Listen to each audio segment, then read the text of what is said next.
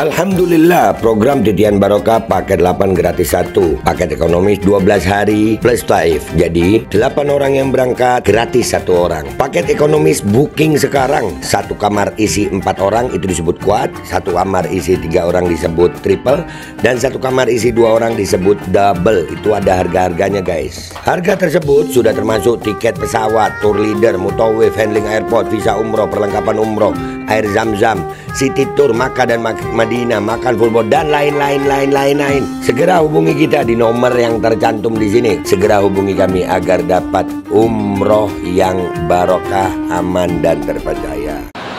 Bismillah, kita mulai ya. Assalamualaikum Bang Aziz. Assalamualaikum warahmatullahi wabarakatuh. Apa kabarnya Bang Aziz? Alhamdulillah baik. Sehat ya. Bang Aziz, pengacaranya Habib Rizik Syihab gitu ya.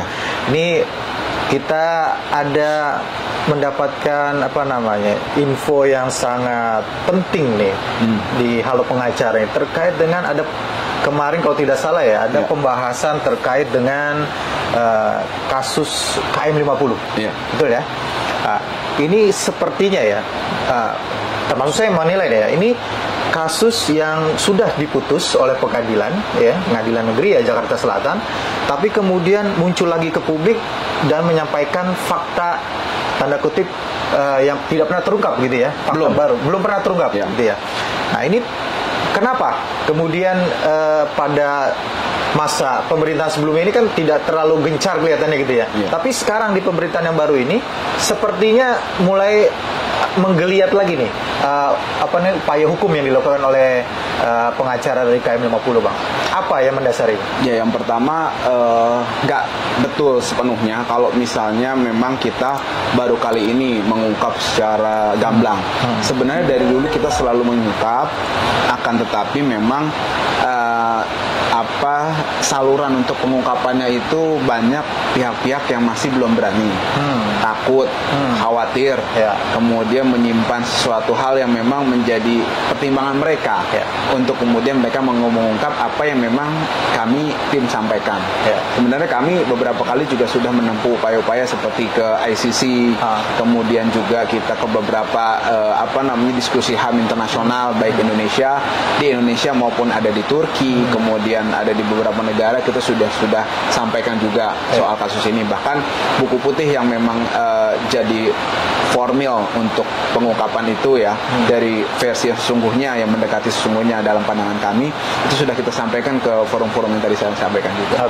Apakah ini memang ada perintah khusus dari Habib Rizik Syihab kemudian untuk ayo kita ungkap lagi kasus ini gitu? Ya, sebenarnya kalau arahan dari beliau dan dari keluarga korban itu terus tetap konsisten. Akan tetapi memang tadi saya katakan saluran pengungkapannya itu kadang yang memang orang-orang tuh berpikir ulang untuk mau menyatakan secara gamblang. Dan mungkin setelah rezim berganti ini baru mulai mereka itu menggeliat kemudian meminta saya untuk kembali menyampaikan supaya tersampaikan kepada publik dan juga pihak-pihak terkait terutama penguasa agar hal ini dapat diungkap sesungguhnya dengan cara-cara yang memang benar. Bukan cara-cara yang manipulatif, bukan cara-cara yang memang cenderung untuk covering bahkan menutupi fakta sesungguhnya. Kita nggak mau seperti itu. Apakah dengan pemerintahan baru ini juga seolah-olah ada harapan baru buat keluarga gitu juga untuk menuntut yang bisa dikatakan keadilan ya buat korban itu ya? Ya, tentu saja. Jadi memang setiap momen baik itu di pemerintahan ataupun momen-momen lainnya yang memang berkaitan dengan kesempatan untuk pengungkapan kasus ini dengan baik lah gitu, kita selalu manfaatkan secara maksimal. Gitu. Bahkan ketika Pak Prabowo jadi presiden tanggal 1 November 2024 yang lalu, saya langsung mengirimkan surat kepada Pak Presiden melalui channel-channel yang memang dimungkinkan, juga termasuk Setnek dalam hal ini untuk permohonan pengusutan korban tragedi 7 Desember 2020 atas nama keluarga korban. Saya sampaikan dan juga beberapa kesempatan di media saya juga sudah sampaikan bahwa kita sudah layangkan kepada pemerintah. Artinya segala daya upaya kita maksimalkan seperti itu.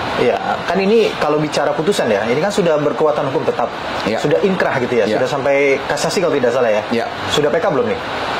Belum ya, tapi sudah berkekuatan hukum tetap ya kalau sudah kasasi ya. Yang jadi pertanyaan ini kan dalam perkara ini ya, kalau kita simak di media begitu ya, Itu kan ada 2 terdakwa pada saat itu gitu ya. Iya. Dan sudah divonis begitu ya, ada vonis gitu ya. Bebas. Vonis bebas begitu ya. Nah, jadi pertanyaan adalah, sini sudah diputus oleh pengadilan. Apalagi yang mau diharapkan oleh pihak keluarga korban terkait dengan kasus ini? Ya, sebenarnya dari putusan pengadilan ini saya dari awal sudah konsisten ini adalah pengadilan dagelan dalam perspektif kami ya. Di yang dimana terdakwanya ada Fikri Ramadan dan Yusmin Ohorela di sini. Nah, tapi waktu itu kadarullah ada sidang Habib Bahar. Ini ada putusannya juga nih. Yang Habib Bahar dituduh mengatakan hoax. Padahal berita yang tidak sepenuhnya benar. Ada yang benar berarti kan gitu. Putusan ini ada. Nah, dari sidang inilah saya terlibat di dalamnya. Saya mau nggak mau akhirnya membongkar lah ini putusan nomor 867 dan satu lagi putusan saya lupa nomornya yang terdakwanya 2 orang itu polisi. Nah, kemudian dari situ saya mendapati beberapa fakta yang cukup mencengangkan. Banyak sebenarnya, bukan beberapa, banyak. Dari kondisi jenazah, tapi untuk menggugurkan ini putusan untuk menggugurkan semua persidangan ini, saya ada satu fakta yang saya bisa sampaikan dan ini membuat yang mendengarkan, yang menyimak yang menerima bukti-bukti dari kami yang saya sudah susun ini akan menyatakan tentu saja bahwa 2 orang ini memang wajar bebas karena mereka nggak pernah ada di lokasi itu. Tidak pernah ada di lokasi itu. Saya menduga seperti itu. Apa yang mendasari Bang Aziz dan tim bahwa menduga orang yang sudah diproses hukum ini, 2 orang ini, terdakwa ini yang kemudian tadi diputus bebas, itu bukanlah orang yang berada atau bukan orang yang sebenarnya begitu? Apa yang mendasarinya? Ada beberapa poin saya mau disampaikan. Di sini ada 10 poin. Saya hanya membahas soal kendaraan. Kendaraan kendaraan saja yang saya bahas. Yang saya yakin nggak usah bahas yang panjang lebar kondisi jenazah. Kondisi jenazah itu saya sedikit sampaikan tidak sesuai antara yang diakui oleh mereka yang di sidang kemarin itu sama fakta-fakta kondisi jenazah akibat kejadian tersebut yang sesungguhnya kemudian diotopsi. Nah, tapi itu terlalu kompleks dan terlalu menurut saya agak susah dipahami, khawatir gitu kan, dan nggak simpel. Saya pakai yang kendaraan aja, gitu. Yang kendaraan aja saya mau sampaikan. Jadi gini, semua saksi dari sidang ini, saya membagi 2. Saksi dari pihak kepolisian, yaitu semua anggota polisi di sini. Ada 1, 2, 3, 4, 5, 6. Ada 6 anggota polisi: Faisal Hasbi Alaya, M. Yusmin Ohorela, Fikri Ramadan, Tony Sohendar, Adis Ismanto, dan Guntur Pamungkas. Saksi yang dari pihak kepolisian yang beberapa kali mengungkap dijadikan keterangan di sini. Kemudian saksi di rest area. Tapi mereka memberi kesaksian, tidak ada bukti pendukung, CCTV nggak ada. Jadi hanya kesaksian sepihak dari mereka. Nah, saya membagi 2. Saksi dari pihak kepolisian saya sampaikan tadi. Yang kedua adalah saksi dari pihak FPI, rombongan Habib Rizik, Kemudian 2 mobil, kan mobil ada 2 nih yang jadi dikejar sama penguntit nih. Nah, saya bilang penguntit ya, saya mau jadikan faktanya. 1 spin yang jadi naas, yang jadi syahid semua 6 orang. 1 lagi Avanza. Avanza ini tentu saja saya jadikan keterangan mereka sebagai satu saksi yang ada di saat kejadian kan. Jadi ada rombongan Habib, ada saksi yang Avanza selamat tadi. Kemudian ada bukti pendukung. Apa itu? CCTV jalan tol. Ada. Di sidang ini CCTV jalan tol disita. Oh, ada ya? CCTV. Ada. Kemudian yang ada itu? Iya, kemudian sebentar. Yang nggak ada itu rest area 50-nya. Baik. Kemudian ada laporan penyelidikan Komnas HAM. Di sini CCTV diambil juga. Oh, berarti dalam laporan Komnas HAM dan juga putusan pengadilan ada bukti CCTV jalan tol dan Sentul, Denetur. Rumahnya Habib. Berarti ada 2 ya? Rumah tinggal Habib. Yang tidak ada tadi yang Abang sebutkan yang di rest area banyak itu. Yang nggak ada, kayak 50, kemudian sekitar Karawang Barat itu nggak diambil. Saya hanya bicara yang ada aja. Yang ada CCTV jalan tol, CCTV daerah Sentul.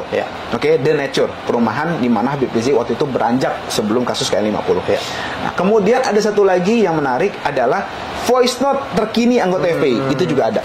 Yang di sini pada saat itu saling sempat ini sempat viral juga di media. Nah, jadi saya ulang sekali lagi.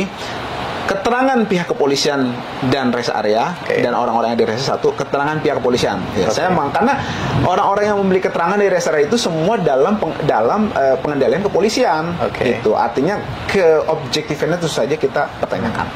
Kemudian saksi dari Habib Rizik, rombongan dan juga FPI yang selamat. Kemudian ada CCTV. Saya langsung jadi satu aja, CCTV jalan tol dan CCTV Sentul, saya bilang CCTV. Kalau yang voice note masuknya di satu lagi voice note. Berarti 4 ya. Jadi ada kesaksian 2, kemudian CCTV, ada voice note 4. Nah, dari 4 ini ada kesimpulan bahwa ketika keluar dari tol Kerawang Timur, itu cuma ada 5 mobil. Ini sepakat semua. Semua yang tadi saya bilang 4 tadi, keterangan polisi, keterangan Habib Rizik, termasuk FPI ya, CCTV dan juga Sentul nih sama voice note, ini semuanya sama. Yang selamat yang di situ ada 5 mobil. Nah, irisannya sama nih. Semua sepakat bahwa kejar-kejaran itu melibatkan 5 mobil. 2 mobil anggota FPI, 3 mobil penguntit. 5 berarti ya. Jadi 5. Oke. Nah, perbedaannya kita mulai dari identitas mobil. Kalau identitas mobil korban udah sepakat Chevrolet Spin. Udah sepakat, itu udah bisa kita bahas. Semuanya satu seragam. Tentu saja seragam. Nah, yang jadi problem adalah mobil anggota FPI yang menyertai Spin tadi. Itu adalah mobil Toyota Avanza. Semuanya sepakat. Nah, tapi Avanza warna silver. Tapi plat nomor kendaraannya itu yang jadi masalah. Pihak kepolisian, ya, saksi kepolisian memberi keterangan bahwa ya, mobil FPI adalah B1278 KJD. Secara konsisten disebut di sini. Itu adalah mobil anggota FPI yang kabur. Nah, bahasa mereka melarikan diri. Berarti dalam putusan ini ya? Dalam keterangan di pengadilan ya? Nah, tapi yang menarik, keterangan pihak Habib Rizik dan orang-orang yang mengendarai itu, mereka mengendarai mobil mereka sendiri, gitu kan? Mereka nggak mungkin keliru, salah gitu kan? Kemudian voice note anggota FPI, kemudian CCTV, jalan tol, Sentul tadi saya bilang, semuanya sepakat seragam faktual bahwa kendaraan mobil FPI yang menyertai Chevrolet Spin B2152 TBM adalah Avanza warna silver. Sama, tapi platnya adalah B90ULY. Kita punya buktinya bahwa mobil itu adalah yang dikendarai oleh anggota FPI. Sepakat itu. Tapi warna sama itu sama, warnanya silver, Avanza silver B90ULY. Yang membedakan berarti itunya, platnya ya? Ya, yang voice note, CCTV itu ngelihat semua bahwa Spin ini sama ini dikejar B90ULY. Nah, alangkah sangat lucunya polisi yang katanya ada di lokasi dan melakukan tindakan itu, masa lupa plat mobilnya itu yang dikejar. Itu loh maksud saya. Ini menurut saya hal yang seragam mereka. Yang polisi yang di sini mengatakan itu semua KJD semua kan? Tapi faktanya ULY. Fakta yang disampaikan oleh rombongan Habib yang mengendarai itu pun juga bilang semua ini mobil saya B90ULY. CCTV pun ada. Dikejar-kejar mereka itu ULY. Apakah mungkin saksi ini juga orang yang bukan ada di lokasi itu? Ya, saya meyakini bahwa memang ini ada something wrong di situ. Kalau mereka ada di lokasi, nggak mungkin salah menyebut plat mobil secara konsisten di putusan ini. 6 orang ya salah ya berarti ya? Plus orang di rest area. Tapi di CCTV itu jelas semuanya, TBM, Spin, sama ULY. Yang dikejar-kejar itu mereka. Nah, yang menarik, yang dituduh sama polisi KJD tadi, menurut CCTV Sentul, CCTV jalan tol, menurut rombongan Habib, menurut anggota FPI yang ada di lokasi rombongan Sentul, yang menguntit dari Sentul itu ada 3 mobil. Apa aja bang? PWQ, Avanza Silver hitam, K, bukan B, depannya K, belakangnya EL. Namanya platnya itu sebentar, K9143EL. B3 Avanza hitam B1738 PWK dan Avanza Silver B1278 KJD. Jadi di CCTV Sentul, di CCTV jalan tol, keterangan anggota FPI, keterangan rombongan Habib Rizik, bahwa yang nguber-nguber mereka dari Sentul itu adalah PWK, KJD, sama K, ya tadi yang saya bilang K, KJD. Enggak, K bukan K, depannya K. K belakangnya EL. K9143EL. Nah, lucu gitu loh. Orang FPI disebut menggunakan KJD. Padahal KJD itulah yang ngejar-ngejar mereka. Yang nguntit mereka dari Sentul tadi. Sejak dari Sentul. Itu ada gitu kan. Nah, yang lebih aneh bin ajaib, di putusan ini polisi mengaku menggunakan 3 mobil. Oke. Satu Avanza hitam K, ya. 9143EL. Oke, yang tadi ada ya. Ya, kemudian Xenia Silver B1519 UTI. Ya. Avanza hitam B1392 TWK. Oke. 2 mobil yang tadi saya sebut terakhir, itu tidak pernah ada di voice note, kemudian di CCTV jalan tol, di CCTV Sentul, nggak pernah ada. Kalau K itu bener ada. Berarti 1 dari 3 itu yang memang benar gitu ya. Yang memang benar mereka ngejar. Yang 2 ini nggak pernah ada, toto muncul di putusan mereka ngejar-ngejar. Itu yang tadi PWK 1 dan KJD. Kenapa tidak dalam putusan yang tidak dimasukkan? KJD dimasukkan tapi dibilang itu adalah mobil anggota FPI. Oh, justru dianggap sebagai yang di gitu ya? Iya, justru itu yang diuber sama mereka. Kan lucu. Padahal keterangan mereka bertentangan dengan CCTV jalan tol, CCTV Sentul, keterangan rombongan Habib, sama orang yang nyupir mobil itu. Yang ngejar saya itu 3 itu. K itu benar yang ngejar. KJD ngejar saya dan mereka. PWK ngejar mereka. Yang lebih aneh bin ajaib, K itu kan diakui mobil polisi. Oke lah, kita udah singkirkan itu. KJD mobil FPI. Nah, yang lucu, PWK itu ada di barang bukti ini ada. Di sini ada. Bahkan Komnas HAM meminta rekomendasi, salah satunya adalah menyelidiki mobil PWK itu. Mobil PWK itu ada Mas di putusan ini. Pemirsa sekalian, ada di putusan ini. Kemudian disita jadi barang bukti, ada di Polda Metro Jaya. Pertanyaan saya, kok bisa-bisanya jaksa, hakim tidak pakai? Nggak menggali bagaimana Anda mengambil mobil PWK itu. Siapa yang bawa mobil itu? Apakah hantu? Apakah jin? Apakah genderuwo yang bawa mobil itu di situ? Kemudian mobil itu bagaimana cara polisi ngambilnya? Apakah diam aja mobil di situ terus ini saya bawa nih, ditinggalin sama siapa? Nggak pernah digali. Tahu-tahu itu mobil ada di Polda Metro Jaya, disita sebagai barang bukti.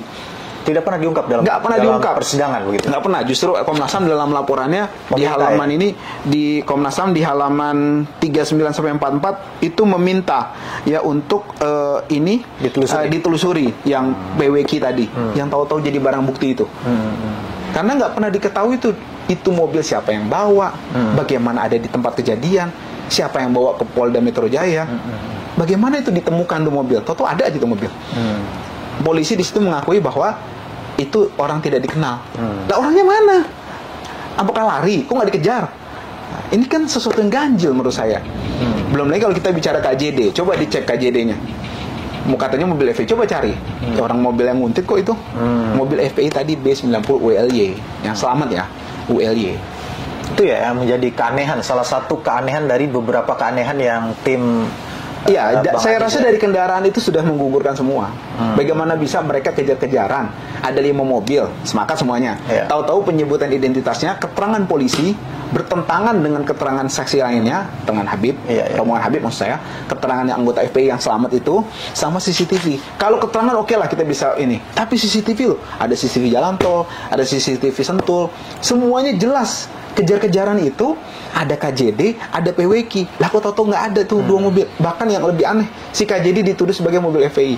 Ini menurut saya hal yang benar-benar Allah punya makar ya. Mereka mau mereka sedemikian rupa, tapi mereka jebol di awal ini. Di identitas kendaraan. Berarti Abang ingin mengatakan bahwa tadi sekali lagi mengatakan bahwa orang-orang yang ada di dalam persidangan itu adalah bukan orang-orang yang sesungguhnya begitu. Mereka tidak pernah di lokasi, dugaan saya. Itu dugaan dari dugaan kuat saya. Kenapa? Mereka salah menyebutkan identitasnya. Secara konsisten mereka salah.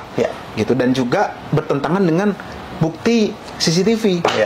Itu. Sekarang kan sudah ada ini nih, sudah ada Abang mendapatkan fakta-fakta yang tidak terungkap itu tadi ya, satu dari sekian banyak begitu ya. Mau diapakan, Bang?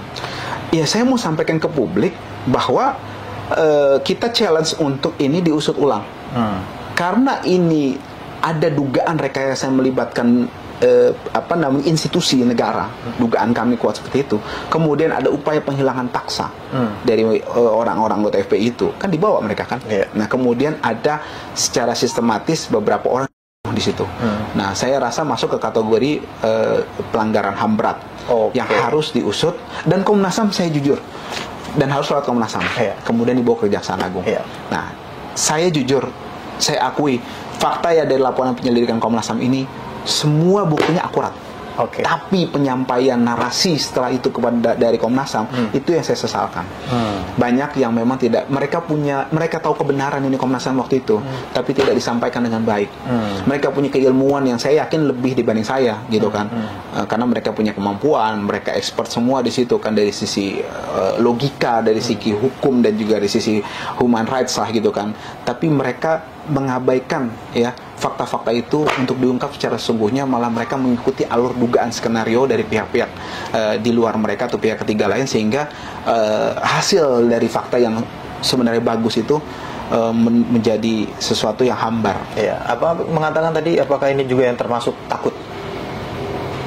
Tadi kan mengatakan ada beberapa pihak takut gitu ya untuk melakukan membongkar ini, begitu katakan. Ya takut itu harus mereka buktikan. Mereka katakan iya saya diancam atau apa gitu. Tapi yang saya lihat faktanya adalah mereka sampaikan fakta, sampaikan narasi, sampaikan kesimpulan, sampaikan suatu hasil dari fakta yang bagus itu tidak sesuai. Gitu. Baik Bang. Selain itu, ini kan apakah akan ada upaya-upaya nih yang dilakukan oleh, tadi katakanlah akan tujuannya, muaranya adalah supaya ini bisa diadili di pengadilan HAM, itu sebagai pelanggaran HAM berat begitu. Tapi sebelum menuju ke situ, ada nggak upaya-upaya yang mungkin akan dilakukan oleh tim gitu ya?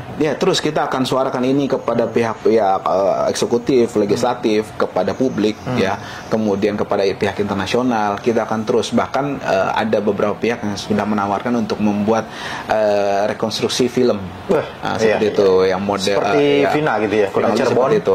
Jadi mereka menawarkan supaya ini lebih bisa konsisten untuk disuarakan dan menjadi sesuatu fakta yang memang kita punya dasar. Seperti apa film yang seperti apa? Apakah mendekati fakta yang sesuai dengan persidangan, atau memang fakta yang sesuai dengan yang kita miliki? Sesungguhnya fakta yang memang didasarkan, karena gini, fakta itu cuma satu, Mas. Fakta itu tidak ada dua. Fakta itu cuma satu dan tidak akan bisa dibantah. Saya bisa mempertahankan argumen saya ini karena memang saksi, bukti CCTV yang saya lihat di sini. Saya nggak punya CCTV, cuma CCTV itu terungkap di sini dan jadi satu dokumen legal formil. Artinya kalau mau berubah akan sulit merubah ini gitu kan, karena sesuatu yang sudah masuk ke dalam suatu dokumen dan ini memang kebenaran. Saya bicara bukti ya, bukan argumen mereka, tapi bukti-bukti dari CCTV yang mengatakan ini kendaraannya, ini ada terpantau apa segala macam, ini semuanya ada di sini. Gitu. Selain film, apakah akan ada semacam pertemuan yang akan mengeksaminasi putusan, kemudian mengumpulkan fakta-fakta itu menjadi sebuah dokumen begitu? Apakah itu juga akan dilakukan? Ya, tentu saja. Insya Allah ya. Jadi apa harapan dari tim Bang Ajis sebagai tim kuasa hukum dari korban ya, keluarga korban KM50? Kita menyebutnya korban ya Bang ya, KM50, juga menyebutnya dengan 6 laskar yang syahid begitu ya? 6 pengawal Habib Rizik yang syahid. Harapannya tim dan juga harapannya Habib Rizik terhadap perkara ini. Tadi selain daripada ini ya, di luar daripada tadi kita katakan sebagai ini akan diadili di pengadilan HAM internasional, pengadilan HAM Indonesia gitu ya. Berat. Ya, jadi gini Mas, nyawa ke-6 pengawal Habib ini sudah tidak mungkin kembali lagi. Kita menyadari itu dan kita sudah menerima itu. Keluarga korban pun insya Allah, menurut informasi yang saya tahu, hampir semua sudah menerima itu. Akan tetapi kita butuh kebenaran. Apa sesungguhnya yang terjadi? Monggo silahkan. Rezim telah berganti dan tapi ingat, akhirat itu sesuatu yang pasti. Ya, pertanggungjawaban itu sesuatu yang pasti. Kemudian hutang itu sesuatu yang pasti yang akan ditagih. Nah, maksud saya sebelum semuanya terlambat, saya mohon, saya minta ya kepada pihak-pihak terkait, baik yang berkaitan dengan peristiwa ini ataupun penguasa yang memiliki kekuasaan untuk melakukan tindakan-tindakan proses ini. Itu saya minta dengan hormat untuk mengungkap ini sesungguhnya. Ya, kita tidak bisa mengembalikan nyawa-nyawa mereka. Takdir sudah tertulis, pena takdir telah diangkat dan sudah terjadi. Gitu. Jadi kita tidak bisa mengembalikan, berputar lagi ke sana ke masa lalu, nggak bisa. Mengembalikan nyawa mereka nggak bisa. Tapi kebenaran ini bisa kita ungkapkan. Nah, maksud saya sebelum semuanya terlambat, kita minta ini untuk dibuka apa adanya. Jangan ada rekayasa, jangan ada tutup-tutupi, jangan ada covering, jangan ada tindakan-tindakan yang memang tidak sesuai dengan fakta. Itu aja yang kita minta. Nah, kemudian dari situ barulah kita pikirkan langkah selanjutnya. Karena bagaimana kita bisa mau untuk menyelesaikan suatu masalah kalau tidak ada keterbukaan di situ. Seperti itu. Saya itu sih. Baik, Bang Aziz. Makasih, semoga apa yang diupayakan ya mendapatkan kemudahan gitu ya. Amin. Kelancaran dari Allah Subhanahu wa taala.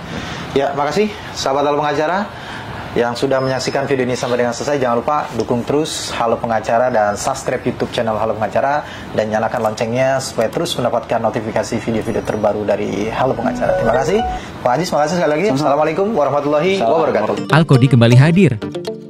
Baju koko kesayangan Anda kini sudah tersedia kembali. Untuk pemesanan hubungi nomor di atas. Dengan desain yang semakin modern dan bahan yang semakin nyaman. Al-Kodi siap menemani ibadah dan aktivitas sehari-hari Anda. Dapatkan koleksi terbaru Al-Kodi sekarang juga.